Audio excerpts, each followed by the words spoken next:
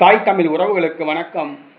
CV. சண்முகத்துக்கு Joseph Vijay பதவி வழங்குகிறார். CV. சண்முகத்திற்கு Joseph Vijay பதவி வழங்குகிறார் என்ற தலைப்பில் இந்த காணொளியை காண்கிறோம். அதிமுக முன்னாள் அமைச்சர் சி.வி. சண்முகம் இவர் மயிலம் தொகுதியில் இருந்தே தமிழக சட்டசபைக்கு தேர்வு செய்யப்பட்டார். தனது ராஜ்யசபா உறுப்பினர் பதவியை ராஜினாமா செய்தார்.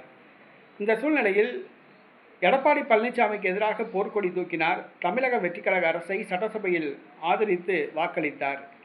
25 எம்எல்ஏக்கள் ஒன்று கூடி வேலுமணியை தலைவராக தேர்வு செய்தனர். ஆனால் அதில் 4 பேர் ராஜினாமா செய்துவிட்டார்கள். மீதி 20 பேர் மீண்டும் எடப்பாடி பக்கம் சேர்ந்தனர்.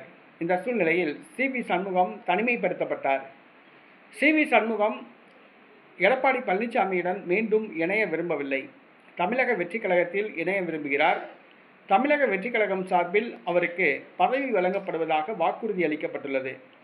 சி.வி. சண்முகம் தனது சட்டமன்ற உறுப்பினர் பதவியை ராஜினாமா செய்துவிட்டு தமிழக வெற்றி கழகத்தில் இணைய வேண்டும் என்று கூறப்பட்டுள்ளது. அவ்வாறு இணையும் பட்சத்தில் அவருக்கு டெல்லியில் தமிழக அரசின் சிறப்பு பிரதிநிதி பதவி வழங்கப்படும் என கூறப்பட்டுள்ளது. டெல்லி தமிழக அரசின் சிறப்பு பிரதிநிதி என்ற பதவி வழங்கப்படும் என சி.வி. சண்முகத்துக்கு அறிவிக்கப்பட்டுள்ளது. சி.வி. சண்முகம் மயிலம் தொகுதி சட்டமன்ற உறுப்பினராக தற்போது உள்ளார். அவர் ராஜினாமா செய்து தவேகாவில் இணையும் பொருட்டு அவருக்கு இந்த பதவி வழங்கப்படலாம் என கூறப்படுகிறது.